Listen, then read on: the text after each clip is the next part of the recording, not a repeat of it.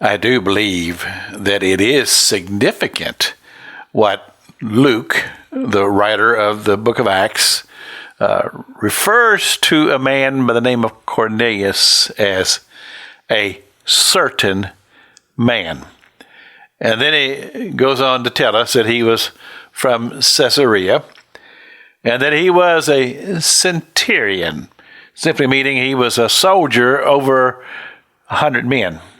A lot of responsibility, wielded a great amount of power, and from what we read in different portions of the scripture, when it refers to the centurions, they usually had quite a bit of wealth that they could spread around.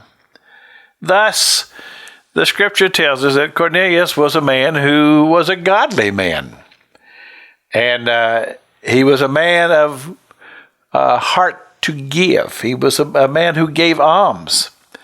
And he was a man of prayer. And he spent a lot of time in prayer. And so it came to him in a vision. He said, an angel appeared to him.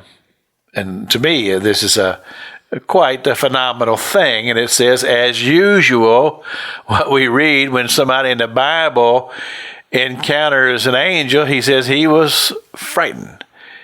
And the angel they always say, well, calm down. It's okay. And so the angel of the Lord, this is what the angel of the Lord said.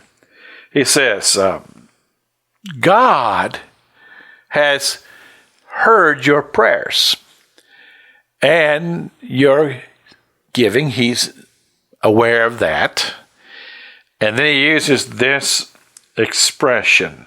He says, you have become a man that has become one who God has noticed your prayers. He's noticed your alms. And he says, a memorial before God has been established.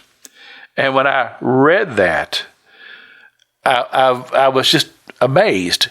And it's one of those scriptures, like so many times you read in scripture and you read over and you read over and you don't catch it. But this time, as I was going through my readings, I read these words. Thy prayers and thine alms are come up for a memorial before God. Now, I'll tell you, that's amazing.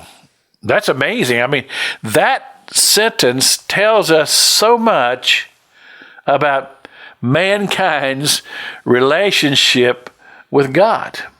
And to have it recorded that God had a memorial established for Cornelius' giving and praying. Now, again, I'm just a little overwhelmed about this as I've discovered this scripture. It kind of gives me a whole new perspective about this whole thing about praying and giving, especially the praying part. And to think that God has a memorial of the prayers that you have been prayed. And I'm thinking that maybe for those who have prayed for you on your behalf. I don't know about you, but it gives me a whole new realm of thinking about what the significance of prayer is. This is Pastor Jack King with the gospel on the radio broadcast.